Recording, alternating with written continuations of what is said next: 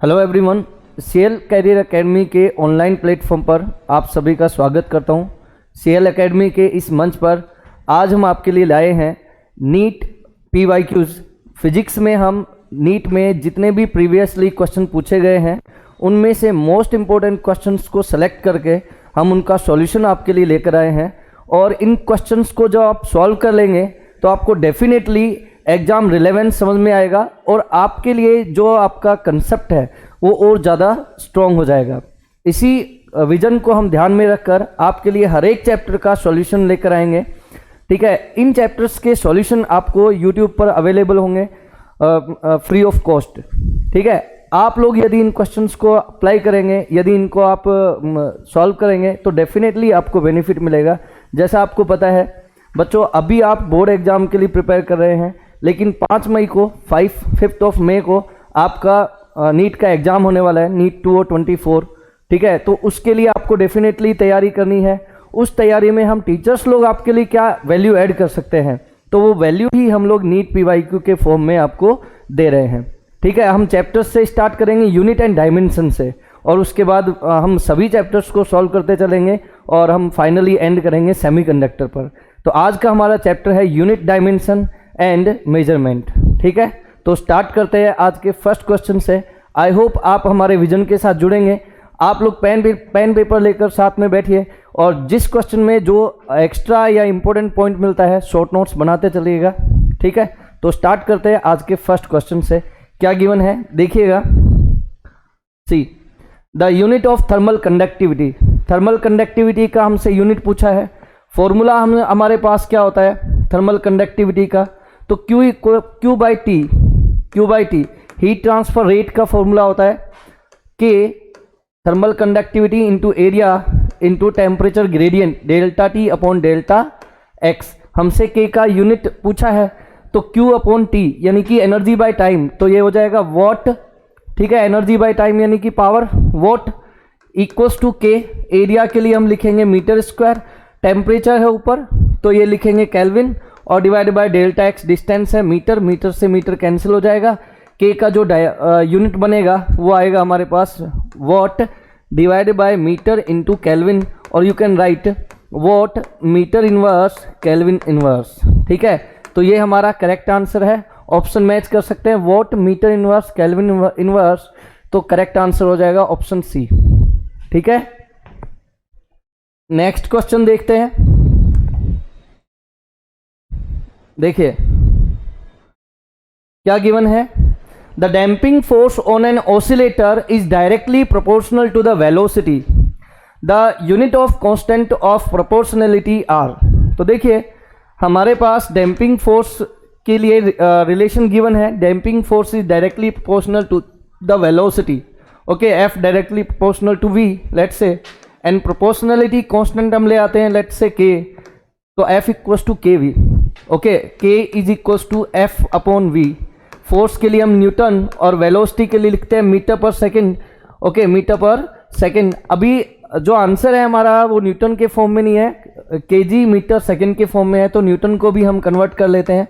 Newton के लिए हम लिखते हैं KG into metre upon second square. नीचे मीटर बाय सेकंड तो था ही, सेकंड से एक सेकंड कैंसिल हो जाएगा, मीटर से मीटर कैंसिल हो जाएगा। फाइनली हमारा जो यूनिट आएगा के लिए कांस्टेंट के लिए वो आएगा केजी अपॉन सेकंड, या आप लिख सकते हैं KG into second inverse, KG into second inverse, ये हमारा आंसर हो जाएगा। ठीक है, नेक्स्ट देखो क्या गिवन है। The density of a material in CGS unit system is 4 ग्राम पर centimetre cube in a system of unit in which unit of length is 10 centimeter and unit of mass is 100 gram, the value of density of the material। तो मतलब हमें क्या given है, एक unit system में value given है density का, और दूसरे यूनिट सिस्टम में जिसमें लेंथ है 10, लेंथ का जो यूनिट है वो 10 सेंटीमीटर, मास का यूनिट 100 ग्राम है, तो उसमें हमसे पूछा है डेंसिटी का वैल्यू क्या होगा। तो सबसे पहले इस टाइप का कोई क्वेश्चन आए तो सबसे पहले हम डायमेंशनल फॉर्मूला लिखेंगे। और डेंसिटी का डायमेंशनल फॉर्मूला क्या होता है, डेंसिटी वो होता है देखिएगा m1 L-3, ये डायमेंशनल फॉर्मूला हो गया। ओके। और जब हमें यूनिट कन्वर्जन करवाता है तो हम सिर्फ एक फॉर्मूला यूज करना होता है, U2 equals to U1 into M1 upon M2 power A, L1 upon L2 power B and T1 upon T2 power C। आपको लगेगा कि ये फॉर्मूला कैसे याद रखें, तो 2 बार प्रैक्टिस करेंगे सब याद हो जाता है। ठीक है, U1 क्या है, जो वैल्यू है मैग्नीट्यूड होता है जो कि पहले यूनिट सिस्टम में गिवन है। तो देखिए फर्स्ट यूनिट सिस्टम में U1 का वैल्यू क्या गिवन है, 4। Okay, CGS unit system first था, तो देखिए CGS यूनिट सिस्टम यानी कि 1 फर्स्ट यूनिट सिस्टम, तो M1 का वैल्यू हो जाएगा 1 ग्राम। ओके, डिवाइडेड बाय M2 है देखिए 100 ग्राम। ओके, A क्या होता है, A होता है जो डायमेंशंस हैं वो, तो मास के लिए A का वैल्यू क्या आ जाएगा, पावर है 1, तो A की जगह हम लिखेंगे 1। ओके, और लेंथ के लिए यहाँ पे कितना है, L-3 है, तो L1 कितना है, L1 है 1 सेंटीमीटर CGS यूनिट सिस्टम, और L2 क्या है 100 ग्राम, 10 सेंटीमीटर, नॉट 100 ग्राम, 10 सेंटीमीटर, 100 ग्राम हमने यूज कर लिया है, तो ये आ जाएगा -3। ठीक है, सिंप्लीफाई कर लेते हैं, ग्राम से ग्राम कैंसिल, सेंटीमीटर से सेंटीमीटर कैंसिल हो जाएगा, तो U2 हमारे पास आ जाएगा, देखिए U2 equals to 4 into 1/100 multiplied with, अब देखिए 10 पर 1/10 है और -3 पावर है, तो 10 ऊपर चला जाएगा, ये बनेगा 1000, 100 से 100 कैंसिल, तो U2 का वैल्यू आ जाएगा 40। तो यहाँ पे हमारा आंसर क्या हो जाएगा, 40, सी ऑप्शन। ठीक है, density of the material in that unit system will be 40। ठीक, चलिए नेक्स्ट देखो, the unit of permittivity of free space, epsilon not का यूनिट हमसे पूछा है। हमारे पास फॉर्मूला होता है F equals to 1/4 pi epsilon naught into Q1 Q2 divided by R square. ठीक है, तो देखिए एप्सिलॉन नॉट का यदि मुझे यूनिट चाहिए तो मैं लिख लूँगा epsilon naught equals to 1/4 pi F into Q1 Q2 divided by R square. ठीक है, तो देखिए Q1 Q2 कूलाम और डबल चार्जेज है तो स्क्वायर कर देंगे, कूलाम स्क्वायर बाय फोर्स के लिए लिखेंगे न्यूटन इंटू मीटर स्क्वायर। तो एप्सिलॉन नॉट का यूनिट क्या हो जाएगा, coulomb square by newton into metre square. बाकी एप्सिलॉन नॉट का वैल्यू भी हमें याद रहता है 8.85 into 10⁻⁻12 coulomb square by newton into metre square. यहाँ से भी हम इसको याद रख सकते हैं। तो देखिए करेक्ट ऑप्शन क्या हो जाएगा, coulomb square divided by newton into metre square. So correct option क्या हो जाएगा यहाँ पर, ऑप्शन सी करेक्ट हो जाएगा। ठीक है, चलिए नेक्स्ट देखिए, unit of Stefan Boltzmann constant. Stefan Boltzmann constant देखिए हमारे पास स्टीफन बोल्ट्जमान लॉ है, क्या होता है, emissive power E is equals to sigma temperature raised पर 4। ठीक है, सिग्मा का हमसे पूछा है यूनिट क्या होगा, तो ये जो E है ये क्या होता है, energy per unit area per unit time. तो इसके लिए जो यूनिट होता है वो होता है वॉट पर मीटर स्क्वायर।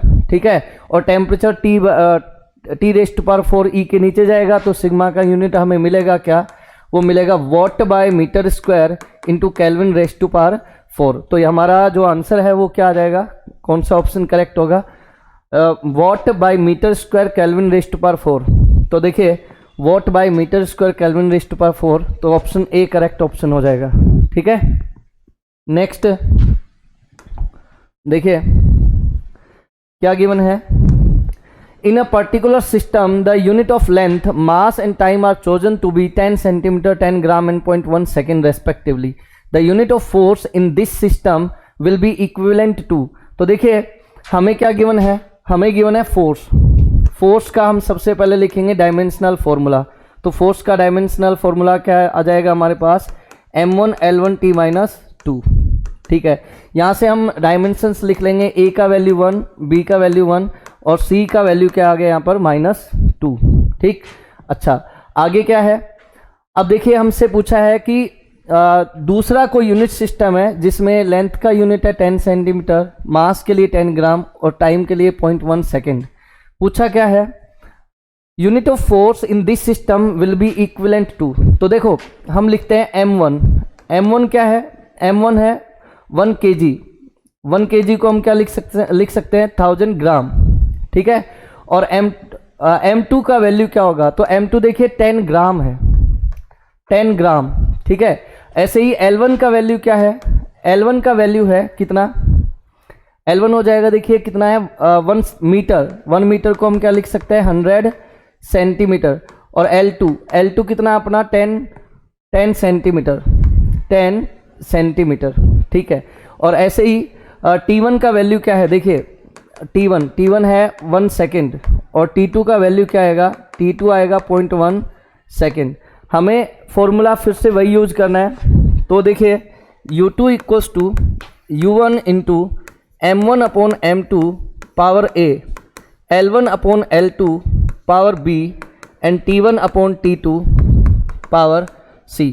तो U2 इक्वल्स टू U1 कितना है, अपन 1 कंसिडर करते हैं, M1 का वैल्यू तो ये आ जाएगा 1000 ग्राम, ठीक है, और डिवाइड बाय M2 10 ग्राम, और पावर A का वैल्यू क्या है 1, L1 कितना है 100 सेंटीमीटर डिवाइडेड बाय 10, और B का वैल्यू क्या है, B हैज़ वैल्यू 1, और T1 कितना है, T1 है 1, और डिवाइडेड बाय T2 क्या है 0.1 और रेज़ टू पावर -2। इसको सिंप्लीफाई करेंगे तो हमारा जो आंसर आ जाएगा वो क्या आ जाएगा 0.1 न्यूटन, ठीक है, 0.1 न्यूटन, ठीक। चलिए नेक्स्ट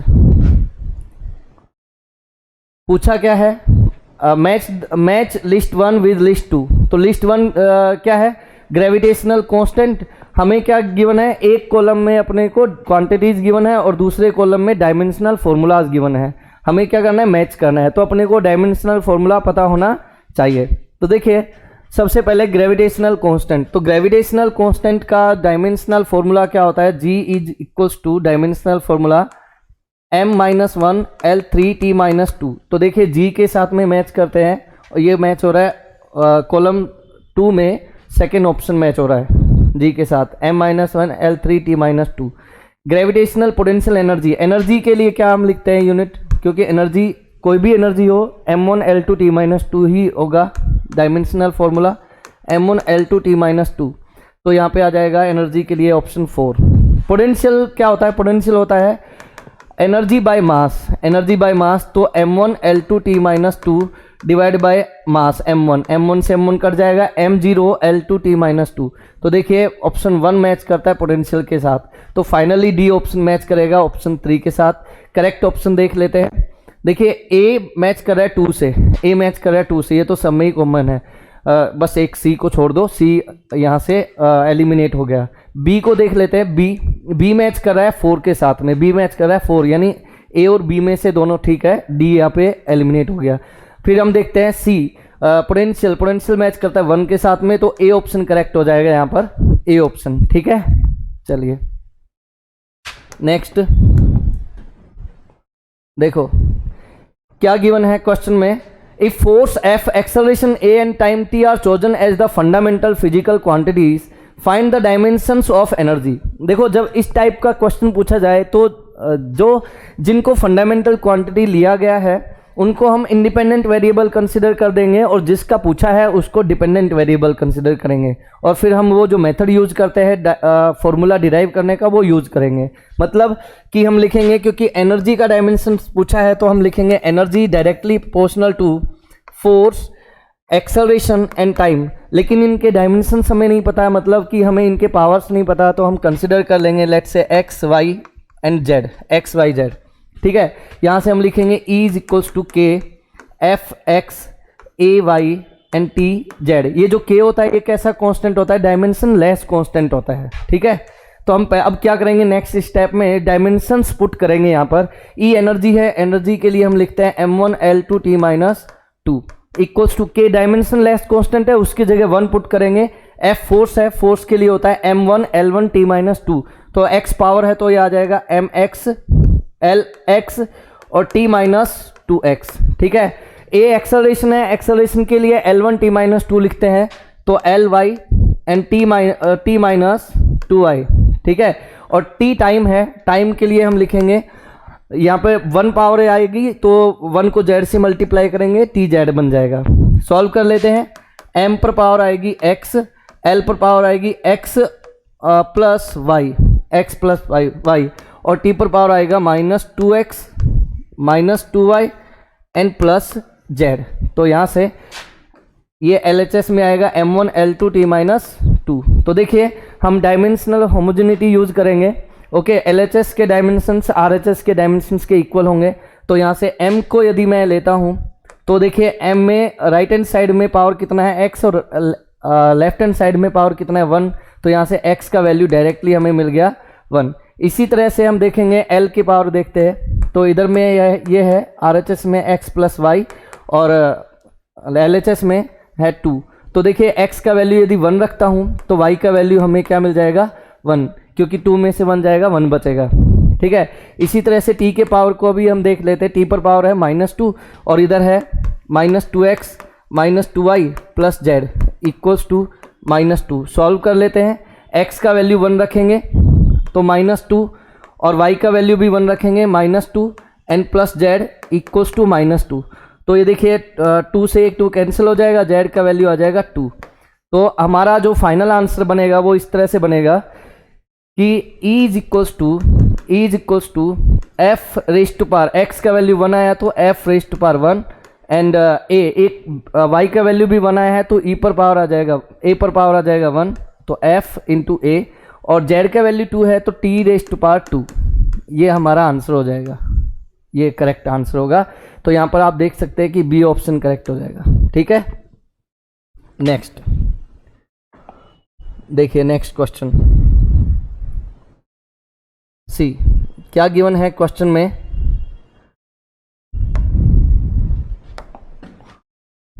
देखो, a physical quantity of the dimensions of length that can be formed out of C capital G E square upon 4 pi epsilon naught where C is velocity of light, G is universal constant of gravitation and E is charge।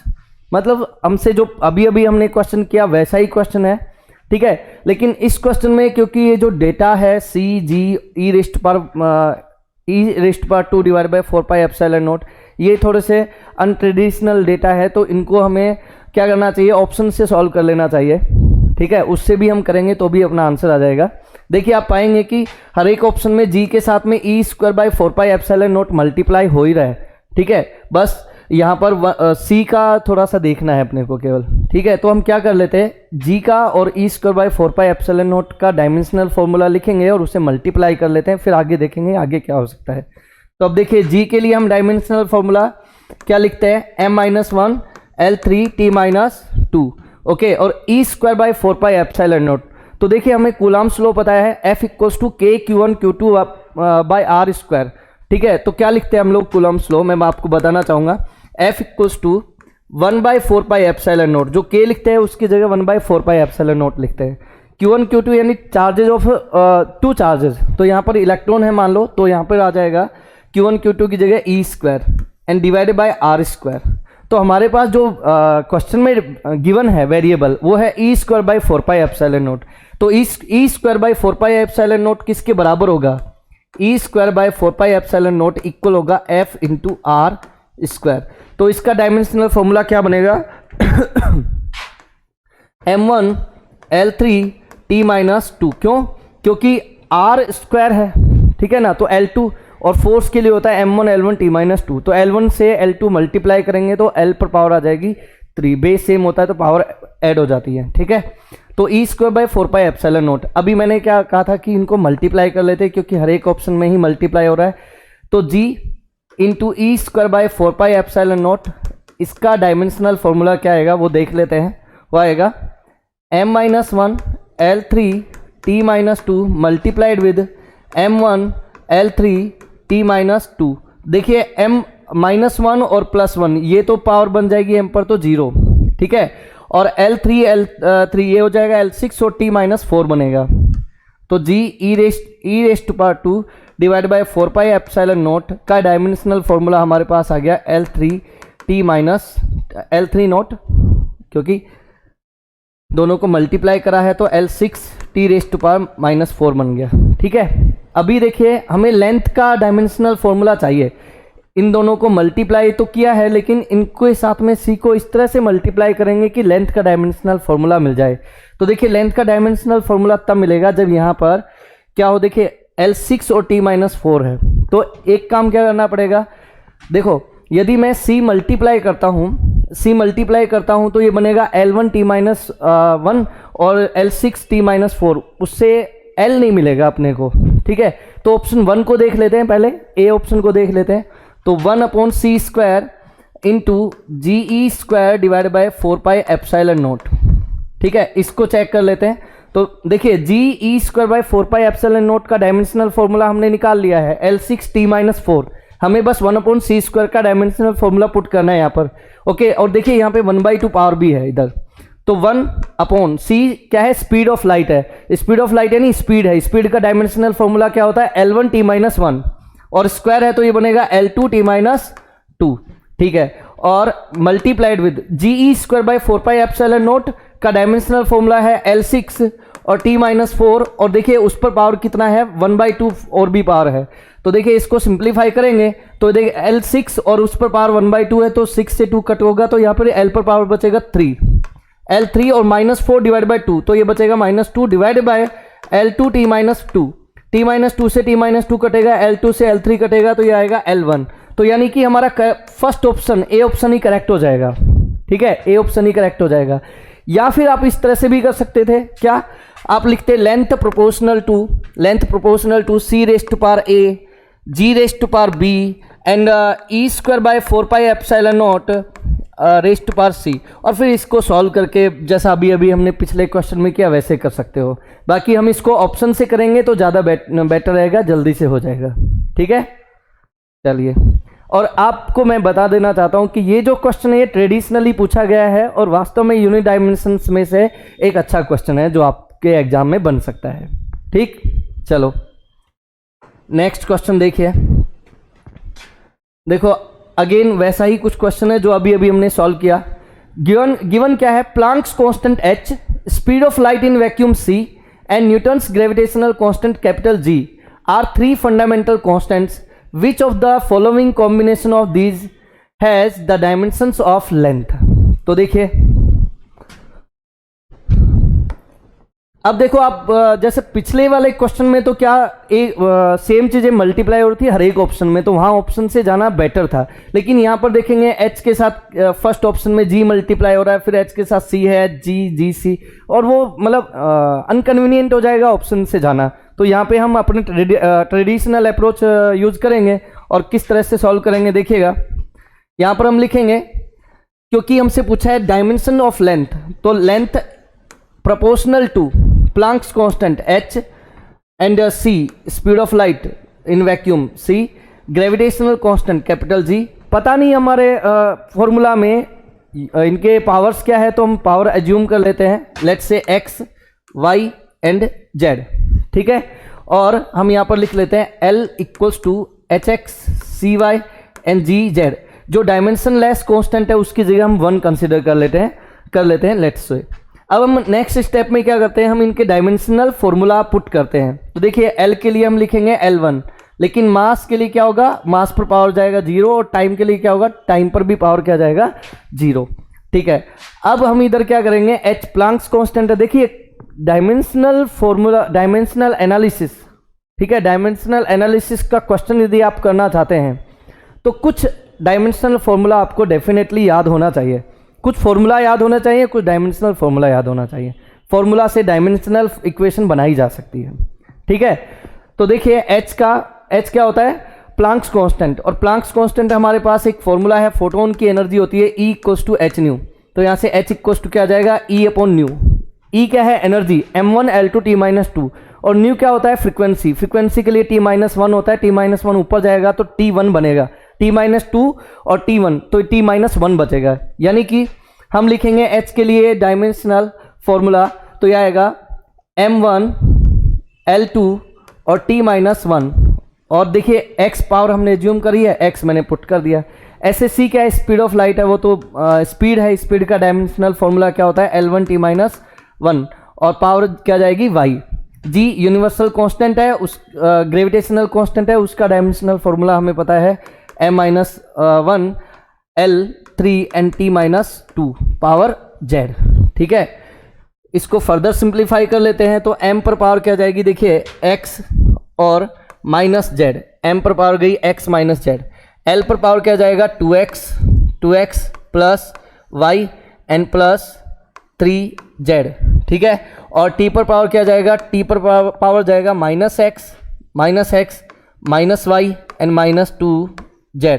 ठीक, और left hand side में क्या है हमारे पास m0 L1 t0।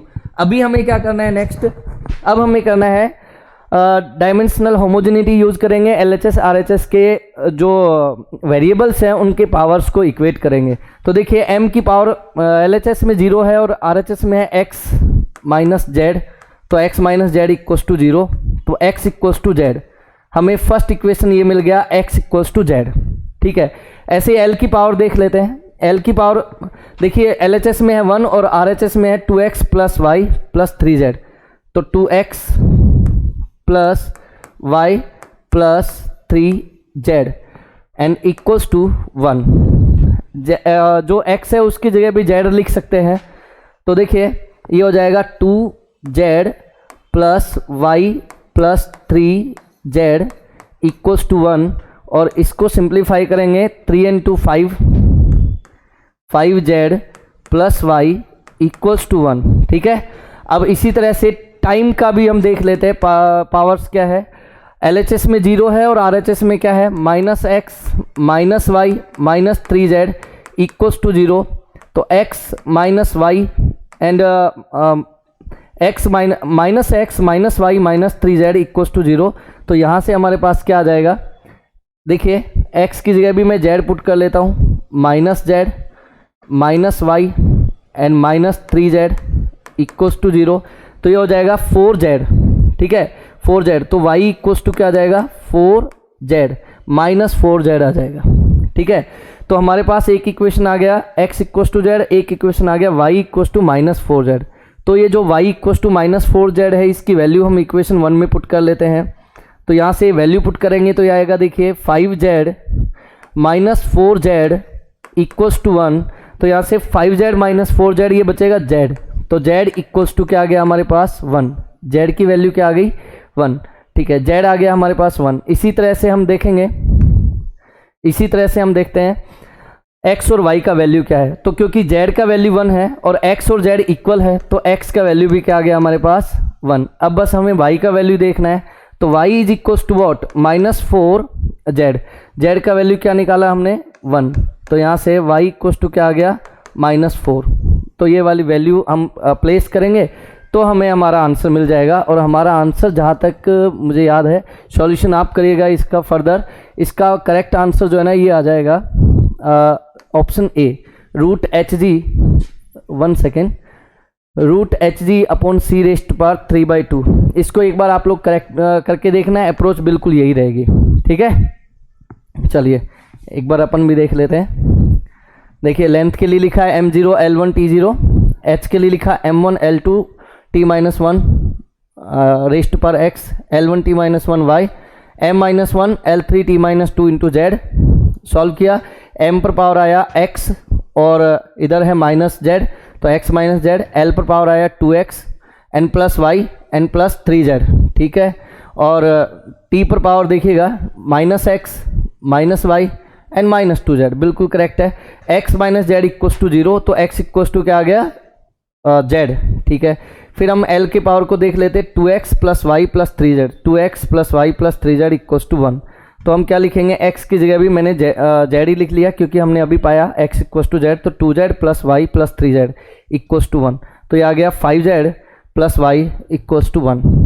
Okay, ठीक है, अब नेक्स्ट हम देखेंगे -x minus y and minus T पर पावर देखिएगा ये 2z है, टी पर पावर है -2z। तो यहाँ से देखिए क्या मिलेगा, -x minus y minus 2z is equals to 0। तो यहाँ से हम वैल्यू पुट कर देते हैं x इक्वल्स टू z, तो -z minus y minus 2z equals to 0। तो यहाँ से देखिए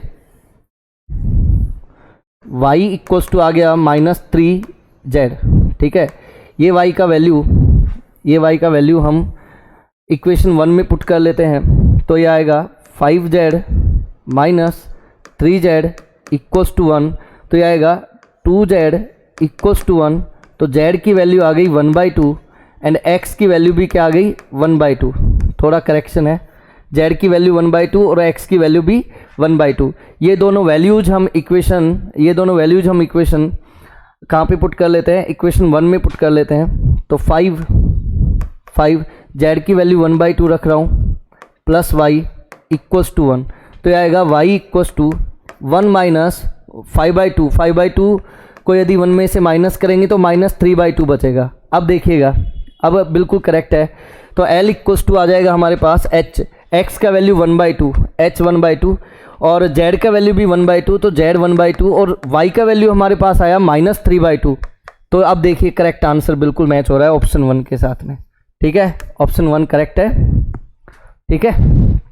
चलिए नेक्स्ट क्वेश्चन देखते हैं, क्या गिवन है। C, if dimensions of critical velocity vc of a liquid flowing through a tube are expressed as, एक इक्वेशन हमें गिवन है where eta rho and small r are coefficient of viscosity of liquid, density of the liquid and radius of the tube respectively, then the value of x, y and z। हमें same वही approach use करनी है जो अभी हमने किया। इसी type के बहुत सारे क्वेश्चंस आपको मिलेंगे, ठीक है। तो आप लोग इसको ट्राई करिएगा, ये मैं आपके लिए छोड़ता हूँ, ये आपका होमवर्क है, ठीक है। आप लोग इसको करिएगा, सिमिलर बिल्कुल डिट्टो क्वेश्चन है, ठीक। चलिए नेक्स्ट देखो, ये क्या पूछा है इस क्वेश्चन में, the pair of quantities having same dimensions. हमें ये बताना है कि किस पेयर में सेम डायमेंशन फॉर्मूला है, ठीक है। तो हमें क्वांटिटी क्या क्या गिवन है, ऑप्शन ए में इम्पल्स और सरफेस टेंशन गिवन है। तो इम्पल्स क्या होता है, फोर्स इनटू टाइम। तो फोर्स के लिए हम लिखते हैं m1 L1 t-2 और टाइम से मल्टीप्लाई करेंगे t1, तो ये बनेगा m1 L1 t-1। तो देखिए इम्पल्स का डायमेंशनल फॉर्मूला तो आया m1 L1 t-1, जबकि सरफेस टेंशन क्या होता है, फोर्स अपॉन लेंथ, तो उसका डायमेंशनल फॉर्मूला होता है m1, लेंथ से लेंथ कट जाएगी L0 t-2। तो आप पाएंगे कि ऑप्शन ए में ये दोनों क्वांटिटीज मैच नहीं करती हैं।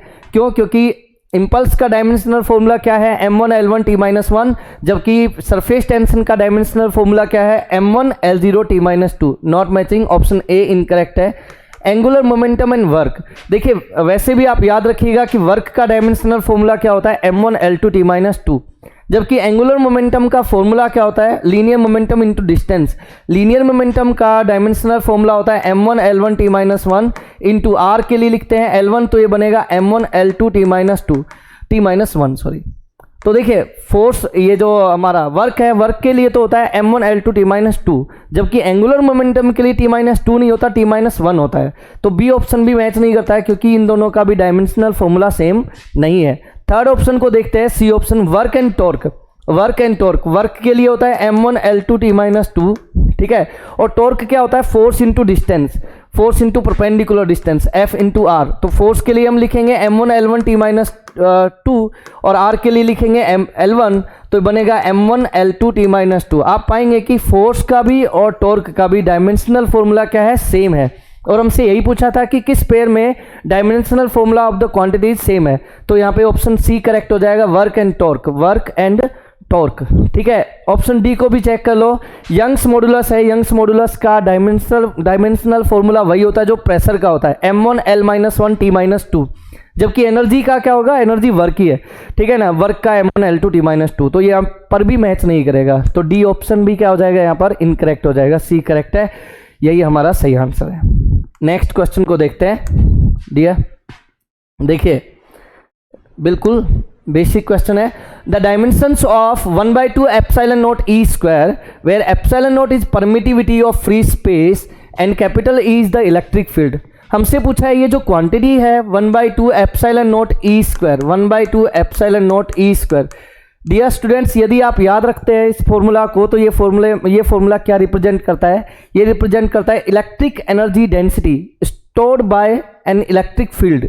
तो कोई भी इलेक्ट्रिक फील्ड है वो यही एनर्जी डेंसिटी स्टोर करता है। ये एनर्जी डेंसिटी का फॉर्मूला है। और एनर्जी डेंसिटी क्या होती है? Energy divided by volume, energy divided by volume. तो एनर्जी के लिए क्या डायमेंशनल फॉर्मूला होगा? m1 L2 T-2, और वॉल्यूम तो L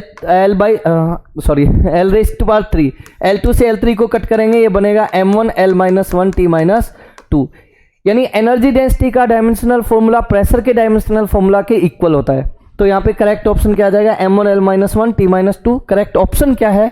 बी ऑप्शन। ठीक, चलो नेक्स्ट क्वेश्चन देखिएगा। सी क्या गिवन है?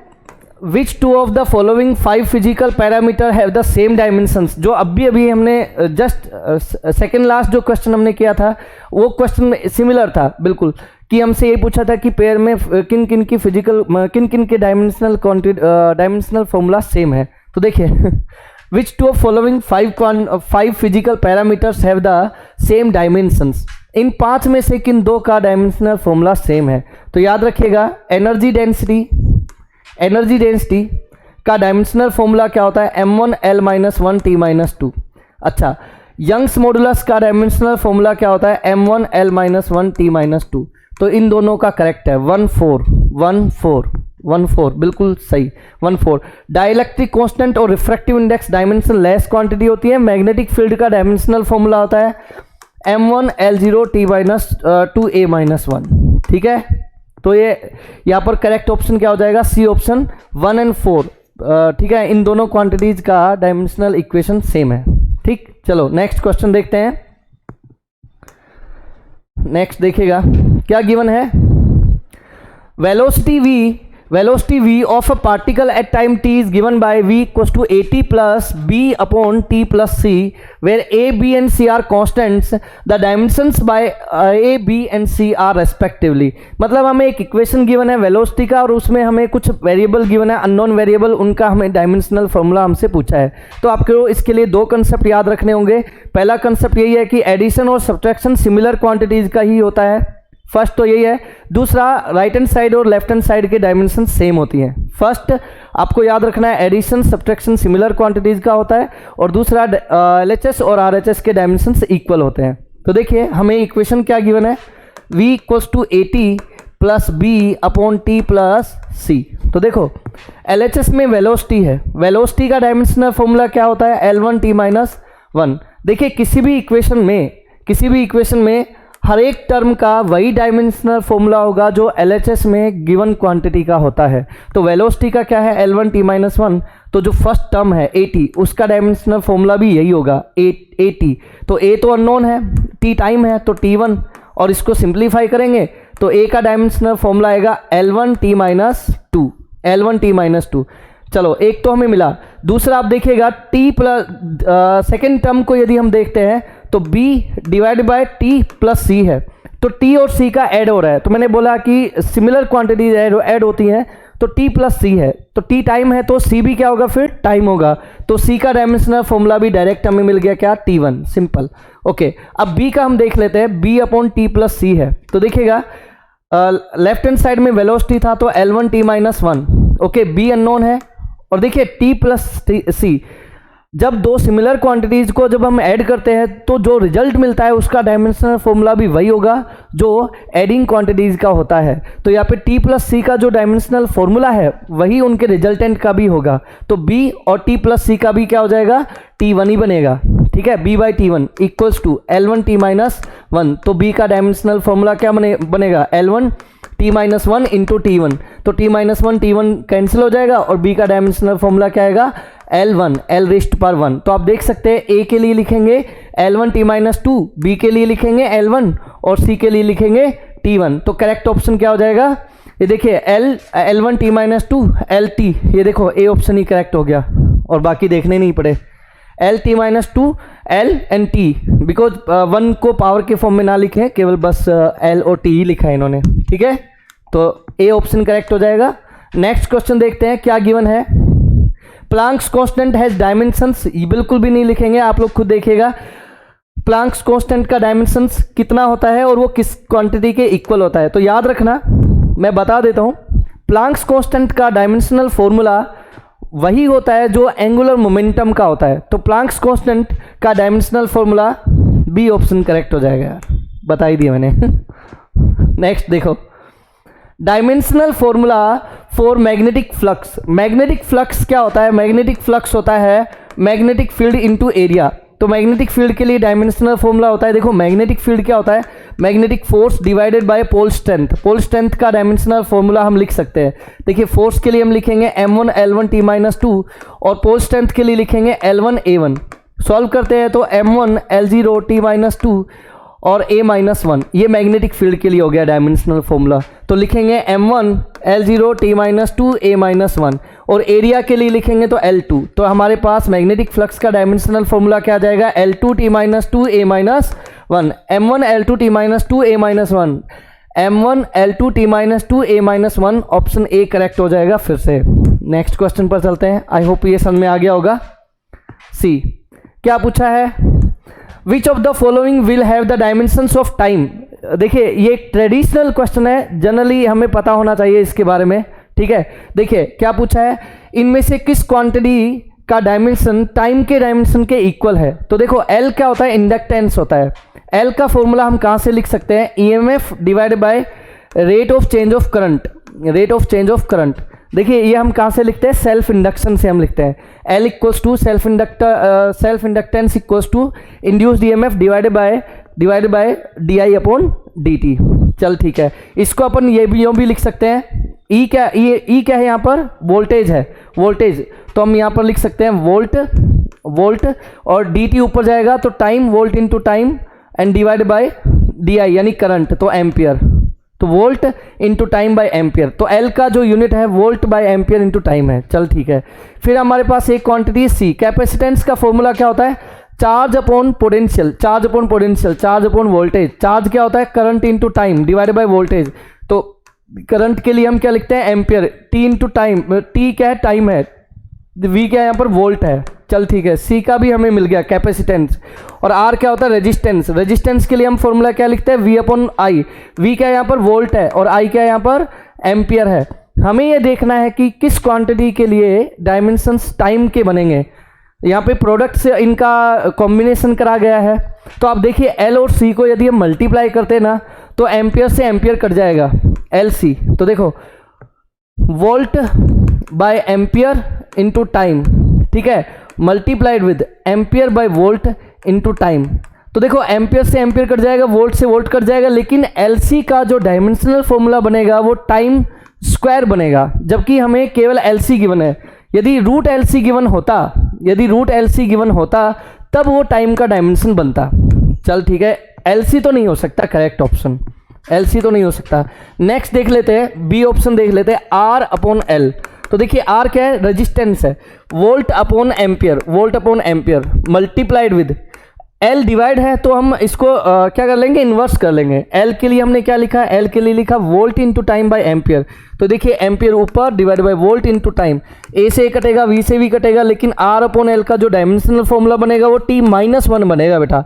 L अपॉन R का डायमेंशनल फॉर्मूला T1 बनेगा। और हमारे पास C ऑप्शन आप देखिए, C ऑप्शन में L अपॉन R ही गिवन है। C ऑप्शन में L अपॉन R ही गिवन है, तो L अपॉन R का डायमेंशनल फॉर्मूला वही है जो टाइम का है। L upon R has similar dimensions as time has. Okay, चलिए नेक्स्ट क्वेश्चन देखो क्या गिवन है। गिवन है एक इक्वेशन और उसमें क्या गिवन है? P plus A upon V square equals to B theta upon V, where P is pressure, V is volume, theta is absolute temperature. If A and B are constants, then dimensions of A will be. हमें क्या given है? Equation given है और उसमें एक constant given है A, उसका हमसे डायमेंशनल फॉर्मूला पूछा है। कंसेप्ट हम वही यूज करेंगे कि सिमिलर क्वांटिटीज का ही एडिशन होता है, ठीक है। तो देखिए P के साथ में A upon V square add हो रहा है, तो जो प्रेशर का डायमेंशनल फॉर्मूला होगा वही dimensional formula A upon V square का भी होगा। V वॉल्यूम है, L3 और स्क्वायर है तो L6, तो A का डायमेंशनल फॉर्मूला बन जाएगा M1, L-1 के साथ L6 मल्टीप्लाई बने होगा तो L5 हो जाएगा, ठीक है। तो T-2 A हो जाएगा M1 L5 T-2। तो करेक्ट ऑप्शन क्या हो जाएगा? M1 L5 T-2, M1 L5 T-2। चलिए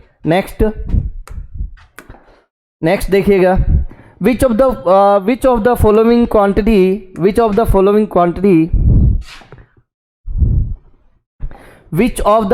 क्वांटिटी इज डायमेंशनल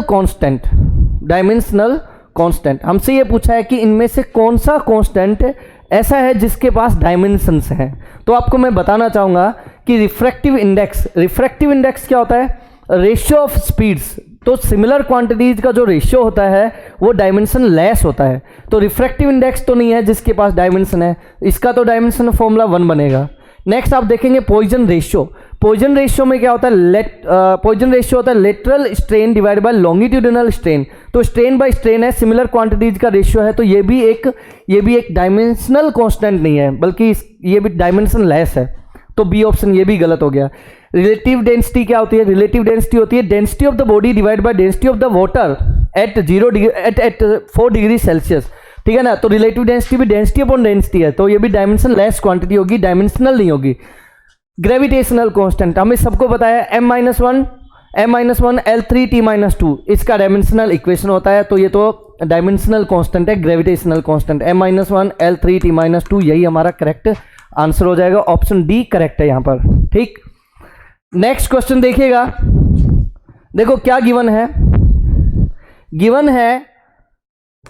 है oil is flowing through a tube of length L। हमें एक ट्यूब है, उसका कोई ऑयल है, टर्पेंटाइन ऑयल गिवन है, जो एक ट्यूब में फ्लो कर रहा है जिसकी लेंथ है L, रेडियस है small r। The pressure difference between the two ends of the tube is P, pressure given है। The viscosity of oil is given by eta is equals to this. एक equation given है, पूछा क्या है हमसे? पूछा है डायमेंशंस ऑफ ईटा। वैसे तो हमें डायमेंशंस ऑफ ईटा पहले से पता है, कोफिशिएंट ऑफ विस्कोसिटी के डायमेंशंस फॉर्मूला हमें पता है ऑलरेडी। क्या होता है? m1 L-1 T-1। सिंपली हमें याद ही रखना चाहिए, फिर भी हम यहाँ से भी सिंप्लीफाई कर सकते हैं, ठीक है, पर जरूरत नहीं, जब मुझे याद ही है तो फिर मैं इसको सीधे ही करेक्ट कर दूंगा ना, ठीक है। चलिए नेक्स्ट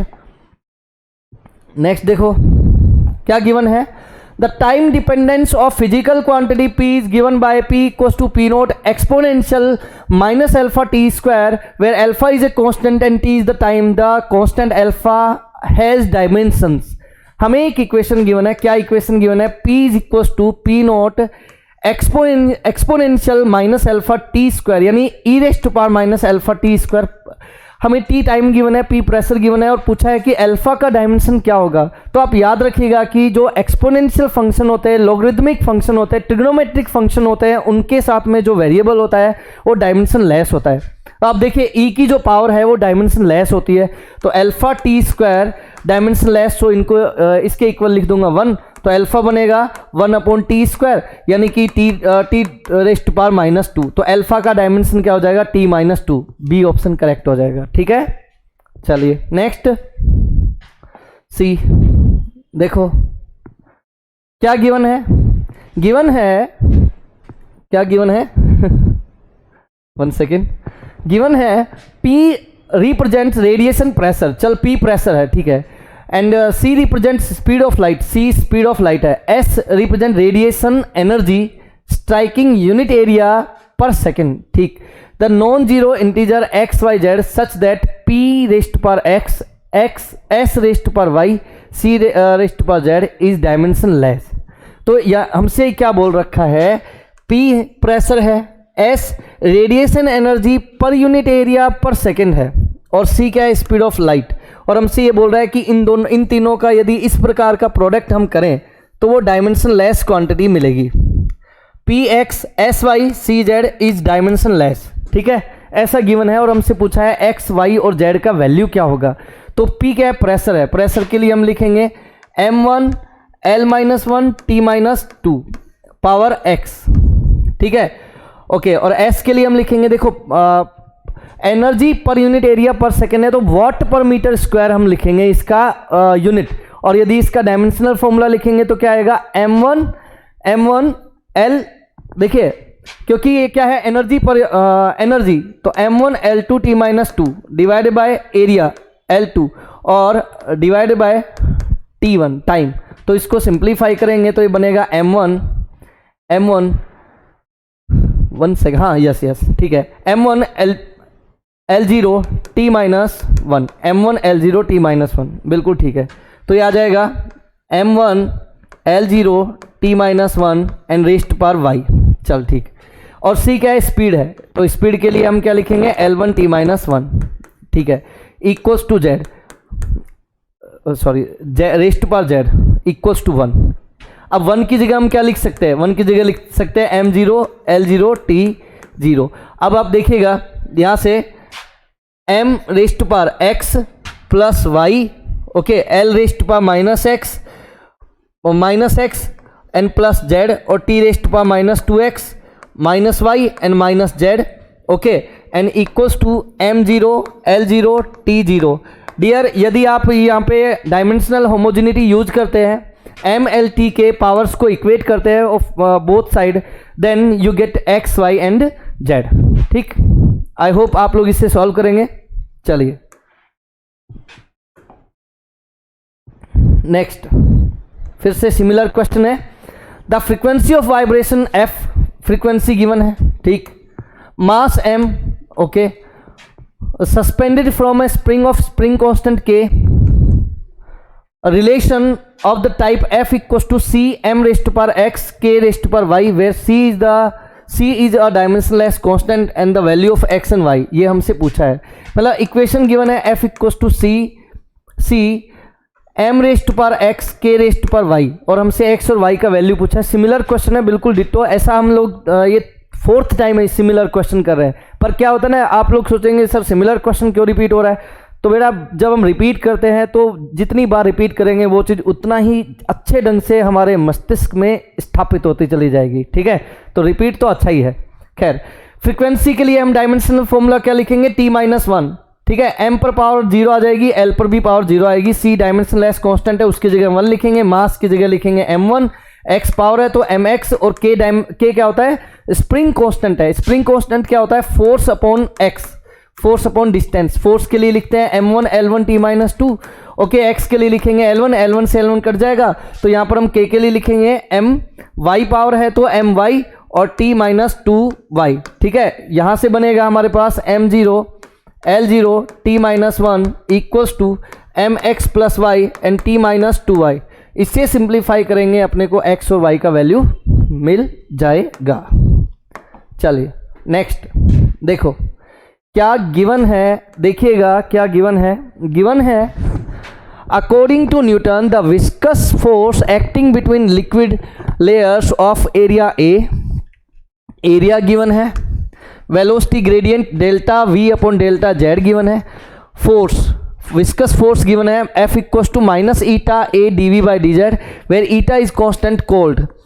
हमसे पूछा है ईटा का डायमेंशनल फॉर्मूला, तो देखिए हम इक्वेशन से डिराइव कर सकते हैं। फोर्स के लिए हम लिखेंगे m1 L1 t-2 equals to eta unknown है, एरिया के लिए लिखेंगे L2, स्पीड ऊपर है तो L1 t-1, और dz डिस्टेंस है तो L1 से L1 कट जाएगा, L1 से L2 को कट करेंगे, L1 बचेगा, उधर जाएगा L-1, t-1 से t-2 को कट करेंगे तो t-1 बचेगा। तो ईटा का डायमेंशनल फॉर्मूला आ जाएगा m1 L-1 t-1। ये हमारा करेक्ट आंसर हो जाएगा, तो ये डी ऑप्शन करेक्ट है, m1 L-1 t-1। चलो नेक्स्ट क्वेश्चन देखो, सी क्या गिवन है? गिवन है if x equals to 80 plus bt square, where x is the distance travelled by the body in kilometre while t is the time in second, then the unit of b। तो देखो बहुत simple है, वही बात कि addition और subtraction similar quantities का होता है, LHS और RHS के डायमेंशंस इक्वल होते हैं। तो देखिए LHS में क्या है? x है, और RHS में 2 टर्म्स हैं। मैंने पहले ही बताया कि किसी भी इक्वेशन में जितने भी टर्म्स होंगे उन टर्म्स का डायमेंशंस वही होगा जो LHS में किसी एक क्वांटिटी का डायमेंशंस है। तो यानी कि x का डायमेंशन फॉर्मूला क्या है? L1 है, तो 80, ये जो पूरा टर्म है इस पूरे टर्म का ही क्या होगा? L1 डायमेंशंस होंगे, यानी L1 इक्वल्स टू a, और t1 की जगह लिखेंगे t। तो यहाँ से देखिए t उधर जाएगा, तो सॉल्व करेंगे तो ये बनेगा L1 t-1। ठीक, ऐसे ही यदि हम क्योंकि हमसे बी का टाइम यूनिट पूछा है, 1 सेकेंड, यूनिट पूछा है, यूनिट देखिए अब ए का यूनिट क्या बनेगा, L1 है तो मीटर और t-1 है तो सेकेंड -1, ठीक है, सिंपल। अच्छा, इसी तरह से बी टी स्क्वायर को देखते हैं तो x equals to B T square, तो x के लिए हम लिखेंगे L1, b अननोन है, t1 और स्क्वायर है तो t2 बन जाएगा, तो b के लिए आ जाएगा L1 t-2। यदि मैं इसका क्या लिखता हूँ, यूनिट लिखता हूँ तो L के लिए लिखूंगा मीटर, ऐसा यूनिट सिस्टम है, और टाइम के लिए लिखूंगा सेकंड, और -2 है तो मीटर सेकंड -2। या फिर यदि इसने पूछा किस में, देखो इसने पूछा किलोमीटर और सेकंड में, तो हम इसको लिख देंगे kilometre into second -2, kilometre second -2, kilometre second -2। तो या फिर इसको आप ऐसे बोल सकते हो kilometre per second square, kilometre per second square, C option correct हो जाएगा। ठीक है, अब देखो इस क्वेश्चन की खासियत क्या है, इस क्वेश्चन में उसी बात को जो हमने पीछे सॉल्व किया है पूछा गया है, लेकिन थोड़ा सा ट्रिक करके, थोड़ा सा चेंज करके, मतलब इसने मीटर की बजाय किलोमीटर में कन्वर्ट कर लिया और किलोमीटर इंटू सेकेंड -2 की बजाय किलोमीटर पर सेकेंड स्क्वायर पूछ लिया। तो थोड़ा सा ट्रिक तो करता है एग्जामिनर, ठीक है, और हमें उसके लिए प्रेजेंस ऑफ माइंड बना के रखना चाहिए। चलिए नेक्स्ट क्वेश्चन, सी क्या गिवन है, गिवन है, अब देखिए एरर से क्वेश्चन है, A metal wire has mass 0.4 plus minus 0.002 gram, radius 0.3 plus minus 0.001 millimeter, and length 5 plus minus 0.02 centimeter. The maximum possible of density percentage error, maximum possible percentage error of density, ये होना चाहिए, थोड़ा language में misprint है बस, okay. Maximum possible percentage error of density in measurement of density पूछा है, चलो ठीक है। देखिए density has formula mass upon volume. Metal wire है तो वायर जनरली कैसा होता है, सिलेंड्रिकल होता है, सिलेंड्रिकल है तो area of cross section circular होगा, सर्कुलर है तो फिर हम लिखेंगे मास अपॉन वॉल्यूम के लिए लिखेंगे πr², ये एरिया ऑफ क्रॉस सेक्शन हो गया, इनटू लेंथ। चलो वॉल्यूम कंप्लीट हो गया, फॉर्मूला कंप्लीट हो गया हमारे पास। हमसे पूछा डेंसिटी का परसेंटेज एरर, तो डेंसिटी का percentage error equals to percentage error of mass plus power आगे percentage error of radius plus percentage error of length. तो ये हमें करना पड़ेगा, तो यहाँ से मास का परसेंटेज एरर लेना पड़ेगा। तो देखिए मास का परसेंटेज एरर निकालेंगे तो delta m divide by m multiplied with 100 plus 2 into delta r divide by r multiplied with 100 plus delta l upon l into 100। तो ये परसेंटेज में आंसर आएगा अपना। देखिए अब डेल्टा m क्या है, मास में एरर कितना है, तो मास के मेजरमेंट में एरर कितना है 0.002 डिवाइड बाय मास कितना गिवन है 0.4 मल्टीप्लाइड विद 100 प्लस 2 इंटू, अब देखिए रेडियस किस में गिवन है, mm में गिवन है। डियर हम सेम यूनिट सिस्टम में मेजरमेंट करेंगे, सेम यूनिट सिस्टम में कैलकुलेशन होती है, तो आप देखेंगे कि मास तो ग्राम में है और रेडियस mm में है, तो मास तो CGS यूनिट सिस्टम में है और तो हमें रेडियस को भी CGS में कन्वर्ट करना पड़ेगा। तो mm को यदि हम सेंटीमीटर में कन्वर्ट करेंगे तो यहाँ पर हम लिखेंगे, देखिए 0.001 डिवाइड बाय 0.3, ठीक है, और multiplied with 100 plus delta L क्या है, डेल्टा एल है 0.02 डिवाइड बाय 5 मल्टीप्लाइड विद 100, तो परसेंटेज एरर, ठीक है। तो देखिए सिंप्लीफाई कर लेते हैं, ये बनेगा 100 से मल्टीप्लाई करेंगे 0.2 डिवाइड बाय 0.4 प्लस 2 इंटू 100 से मल्टीप्लाई करेंगे 0.1 डिवाइड बाय 0.3 प्लस 100 से मल्टीप्लाई करेंगे 2/5, तो ये सिंप्लीफाई करेंगे 1/2 प्लस 2/3 एंड प्लस 2/5। एलसीएम ले लेंगे, कितना एलसीएम आ जाएगा अपने पास 30, तो 15 प्लस 10 प्लस 12, तो 12 एंड 10 22 एंड 10 32 एंड 5 37/30 डिवाइड करेंगे तो 1 तो सीधे ही आ जाएगा, 1 पॉइंट समथिंग आएगा, 1 पॉइंट समथिंग तो सभी में ही है, तो 7 बचा, ओके 7 बचा ना, 1 सेकेंड, हाँ 7 बचा, तो देखिए ये कितना 1.2 ही आएगा, 1.2 ही आएगा यहाँ पर आंसर, क्योंकि 30 इंटू 2 60 बनेगा, 70 था, तो 1.2% आंसर आ जाएगा। 1.2%, ठीक है 1.2। हाँ एक बात, चलिए नेक्स्ट क्वेश्चन। वो जो बात मैं बता रहा था वो ये थी कि हमें ये जो वॉल्यूम है क्योंकि सिलेंड्रिकल वायर था, तो सिलेंड्रिकल वायर के लिए वॉल्यूम में हम क्या लिखेंगे, पाई आर स्क्वायर एल। यहाँ पे पाई आर स्क्वायर क्या है, pi R square area of cross section है, एल क्या है, वायर का लेंथ है। चल ठीक, नेक्स्ट देखिए क्या गिवन है। Screw gauge gives the following reading when used to measure the diameter of a wire. Main scale reading कितना गिवन है वायर का, 0 mm गिवन है, ठीक है। सर्कुलर स्केल रीडिंग कितना गिवन है, 52 डिविजन्स, ठीक। Given that 1 mm on main scale reading, main scale corresponds to 100 division on the circular scale, the diameter of wire from the above data is. तो देखिए हमें क्या करना होता है, स्क्रू गेज या फिर वर्नियर कैलिपर्स में जो टोटल रीडिंग होती है वो होता है main scale reading plus least count multiplied with circular scale reading, ठीक है। तो मेन स्केल रीडिंग तो कितना है, इसमें 0 है, पर लीस्ट काउंट नहीं गिवन है।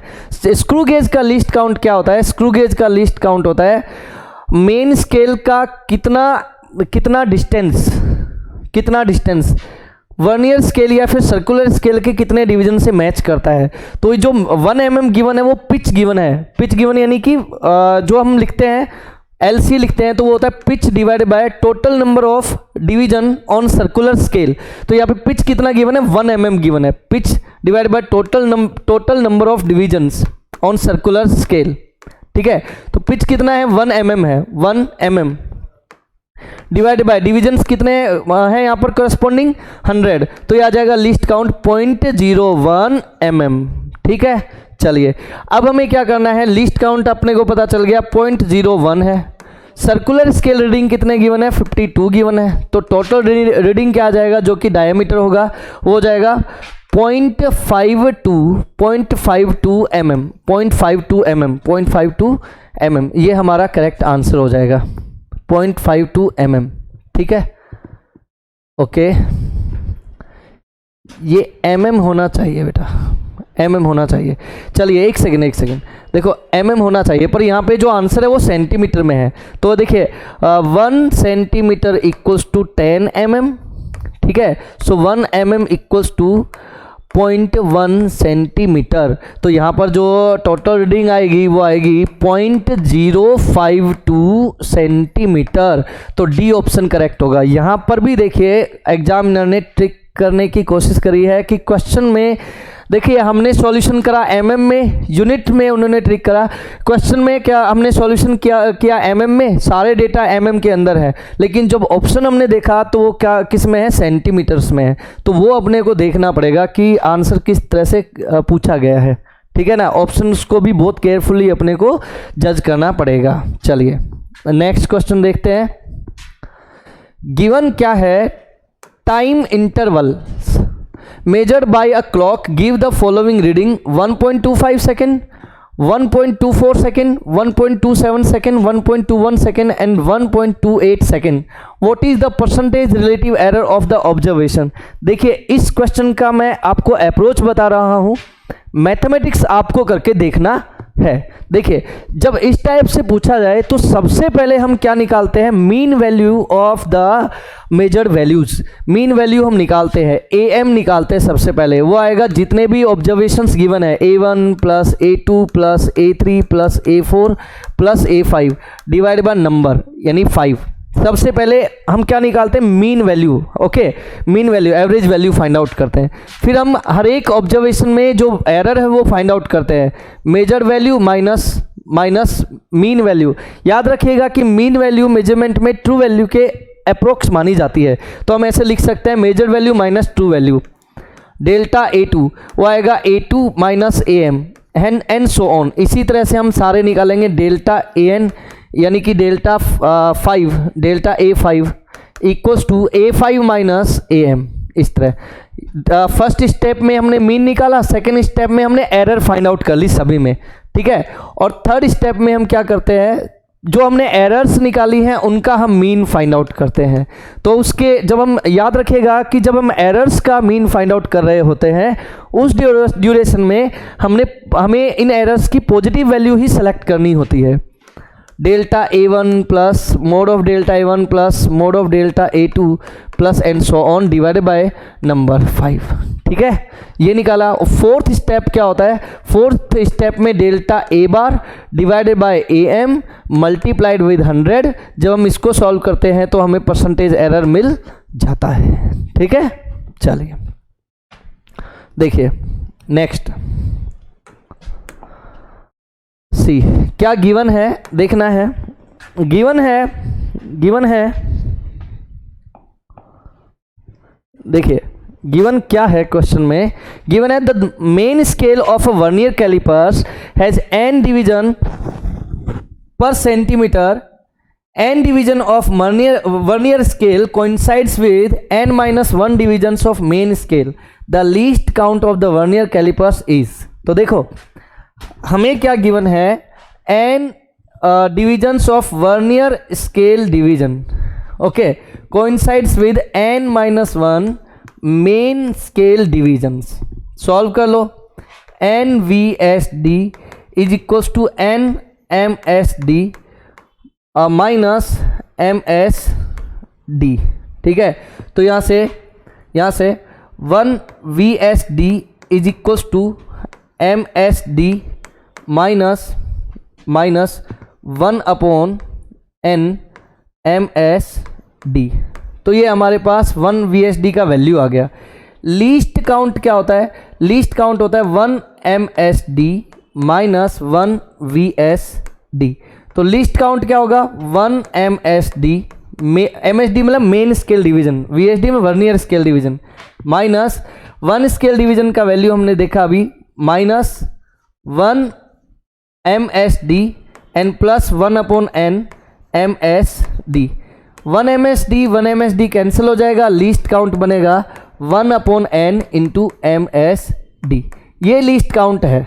चल ठीक है, अभी आगे एक चीज़ क्या बोली इसने बोला है n division on main scale पर सेंटीमीटर्स। ठीक है, यानी 1 सेंटीमीटर में कितने डिविजन्स हैं? n डिविजन्स हैं। ठीक है, तो एक डिवीजन का वैल्यू क्या होगा? एक डिवीजन का वैल्यू क्या होगा? वो होगा 1/n सेंटीमीटर। तो MSD क्या है? 1 MSD का वैल्यू क्या है? 1 अपॉन n सेंटीमीटर। तो लीस्ट काउंट क्या बनेगा? लीस्ट काउंट बनेगा 1 upon n into 1 upon n centimetre. तो ये बनेगा क्या answer? 1 upon n square centimetre. 1 upon n square centimetre. तो करेक्ट ऑप्शन क्या हो जाएगा? ऑप्शन सी हो जाएगा। एक्सपेरिमेंटल स्किल से क्वेश्चन आया हुआ है। ठीक है, वर्नियर कैलिपर्स का क्वेश्चन है। इससे प्रीवियस क्वेश्चन स्क्रू गेज से हमने किया। ठीक है, तो आप ध्यान रखना वर्नियर कैलिपर्स और स्क्रू गेज से भी क्वेश्चन पूछे जाते हैं। नेक्स्ट देखिए, ये क्वेश्चन एरर से है। क्वेश्चन में क्या गिवन है? गिवन है in an experiment the percentage of error occurred in the measurement of physical quantities A, B, C and D are 1, 2, 3 and 4% respectively. Then maximum percentage of error in the measurement of X will be। देखो x का एक equation given है ABCD के form में, हमसे पूछा है x का परसेंटेज एरर क्या होगा। तो x का परसेंटेज एरर होता है मैक्सिमम परसेंटेज एरर, पावर आगे A का परसेंटेज एरर प्लस पावर आगे B का परसेंटेज एरर प्लस पावर आगे एंड C का परसेंटेज एरर प्लस पावर आगे D का परसेंटेज एरर। वैल्यू पुट कर लेते हैं।